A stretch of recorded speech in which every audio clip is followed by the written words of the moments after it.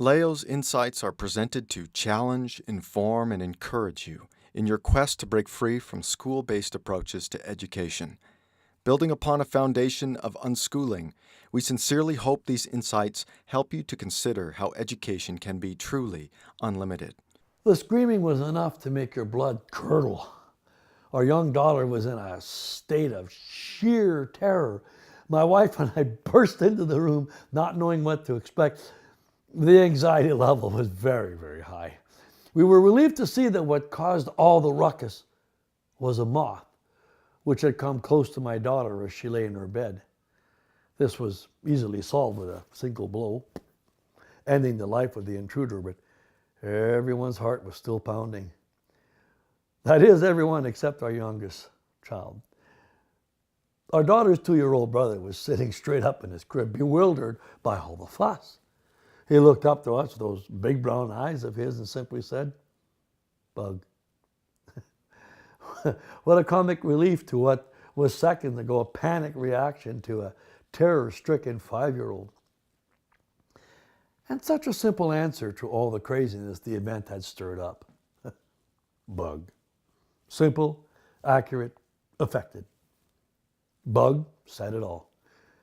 The little girl in the story is a mother of 4 with 2 teenage daughters today. Still, it was a lesson that I have carried with me since the event occurred so very long ago. Why do we complicate things? Why, when a simple word like bug will suffice, do we make things difficult with more issues and additions than necessary? Think about this a bit.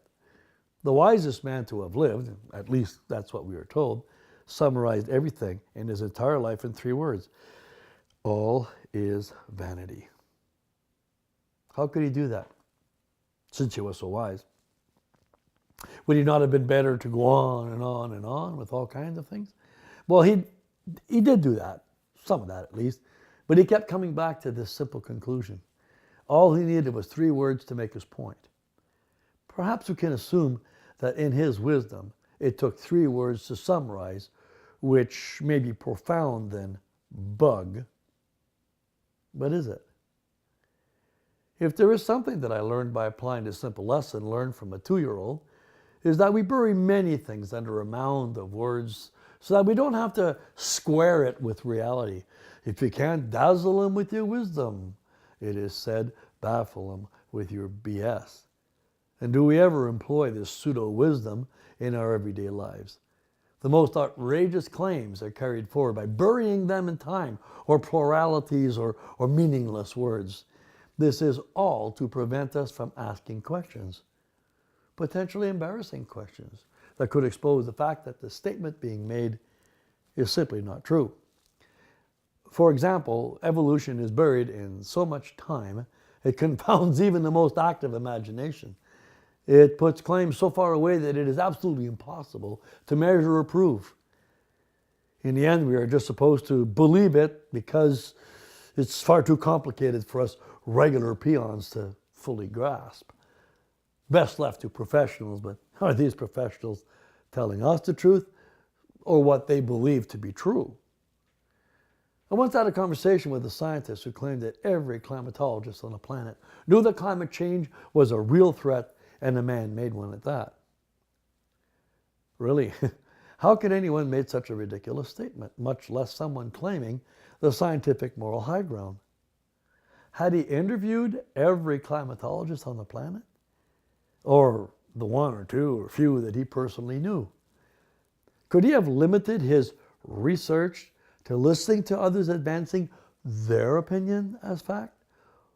Why did he not question them, or himself for that matter? How was this science? Politicians are world famous for using a plethora of words, phrases, and cliches that occupy a lot of our time without having actually said a thing.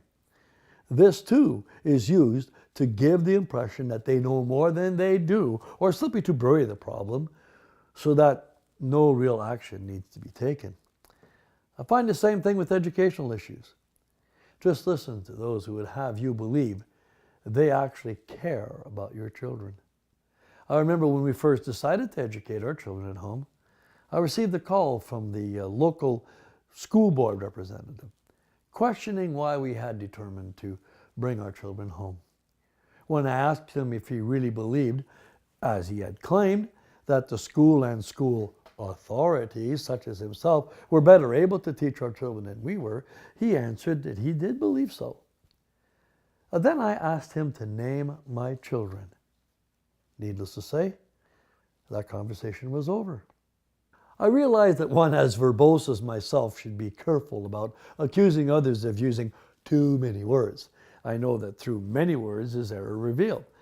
I also know that when questioning, most cannot actually support their position intelligently with facts, what they know to be true, so they baffle with, well, you guessed it, BS. Scripture says that the wisdom of God is foolishness to man, and the wisdom of man is foolishness to God. Could it be that God's wisdom is simple enough that a child can understand it? Something simple like bug? Could it also be because man is prone to baffle with many words rather than to speak the truth? Sometimes they're just too many words. We trust you were blessed by today's presentation. For more helpful information to guide you in your home education journey, please visit educationunlimited.ca and leogaumont.com. Be sure to like us and share us on Facebook.